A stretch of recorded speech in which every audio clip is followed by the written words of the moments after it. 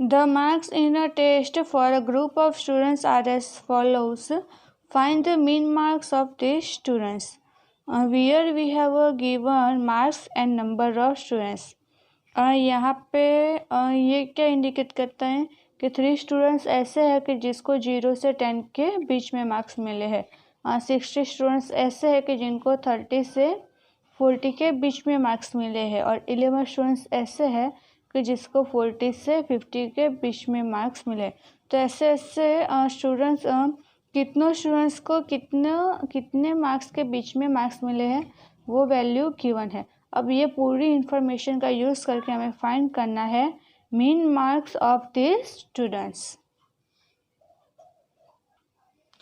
तो friends question 4 में हमें इस प्रकार की वैल्यू गिवन है। अब हमारे पास जब ऑब्जर्वेशन और फ्रीक्वेंसी था तो उसको कैसे सॉल्व करते हैं वो हमने क्वेश्चन नंबर 3 में देखा था। बट यहाँ पे हमारे पास क्या है, क्लास लेंथ और frequency.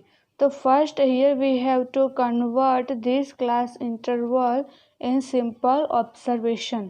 Then how we can convert it? For this we have to find the mean value of class intervals. So next column is become for the mid values. अब question ये आता है कि हम ये mid values कैसे find करेंगे।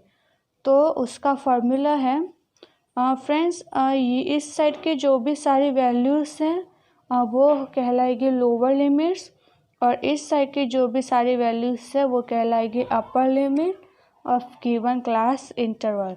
हम बात करते हैं 0 से 10 के लिए, तो 0 कहलाएगा लोअर लिमिट, 10 कहलाएगा अपर लिमिट।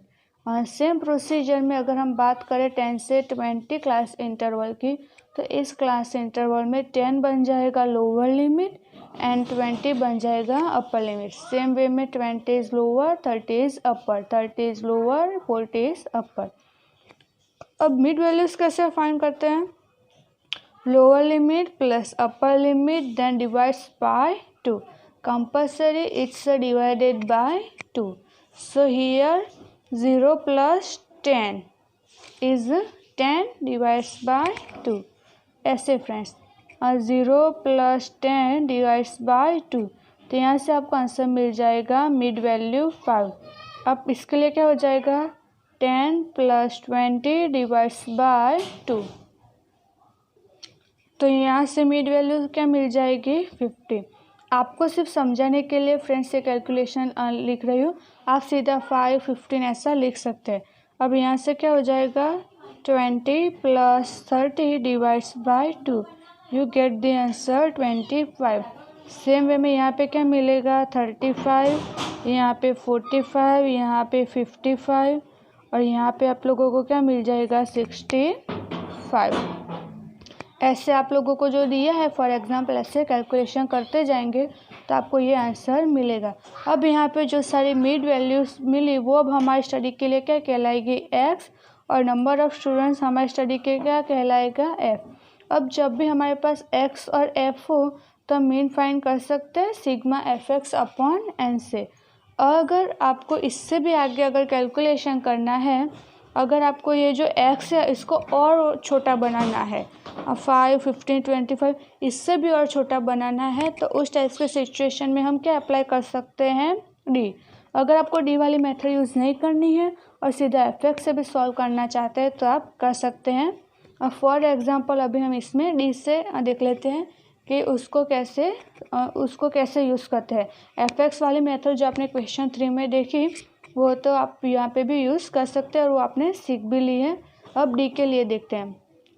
तो फर्स्ट फ्रेंड्स डी का फॉर्मूला है x minus A divides by C. X that means ये सारे ऑब्जर्वेशन में से हमें ए को क्या करना है subtract, then C that means ऐसा कोई आपको कॉमन फैक्टर मिलेगा हर एक ऑब्जर्वेशन में से, उससे आपको डिवाइड कर देना है।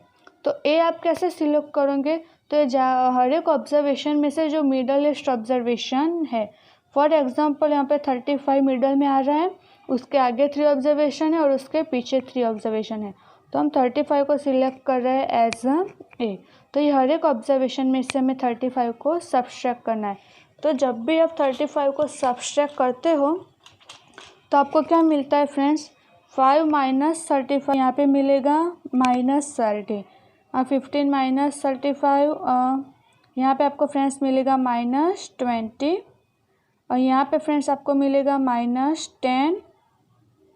यहाँ पे आपको मिल जाएगा 0। यहाँ पे आपको मिलेगा 10। 55 माइनस 35 20 और 65 माइनस 35 यहाँ पे आपको मिल जाएगा 30। इस प्रकार से वैल्यू मिलेगी। अब इसको और छोटा बनाने के लिए हम किससे डिवाइड करते हैं? सी दैट मीन्स हमें ऐसी वैल्यू सिलेक्ट करनी है कि ये जो हर एक ऑब्जर्वेशन में कॉमन निकलती हो। यहाँ पे आपको दो वैल्यू कॉमन निकाल सकते हैं। एक तो 5, हर एक वैल्यू 5 से डिविजिबल है, और दूसरी है 10, हर एक वैल्यू को 10 से डिवाइड कर सकते हैं।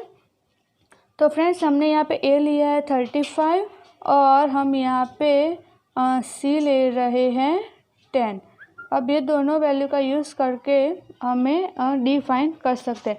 तो ये जब हर एक वैल्यू को आप 10 से डिवाइड करेंगे तो अब आपको डी क्या मिल जाएगा?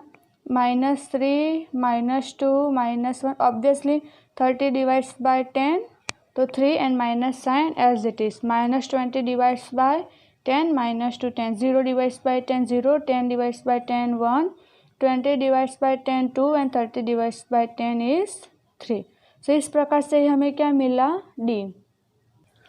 अब फ्रेंड्स डी वाला फॉर्मूला यूज़ करते हैं तो उस टाइप्स की सिचुएशन में मीन का फॉर्मूला है हमारे पास x bar which is equal to a plus sigma F D upon N into C.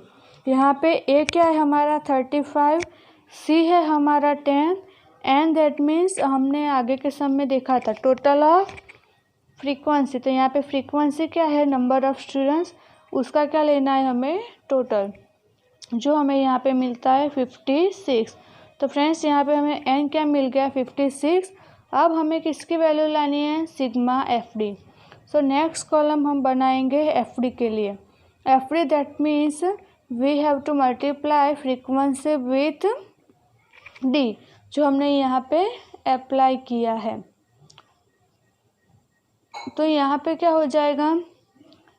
f क्या है हमारा 3, वो मल्टीप्लाई होगा d -3 से, तो 3 - 3 आंसर मिलेगा -9। 5 - 2 आंसर मिलेगा -10। 12 - 1 आंसर मिलेगा -12। 16 मल्टीप्लाई विथ 0 0।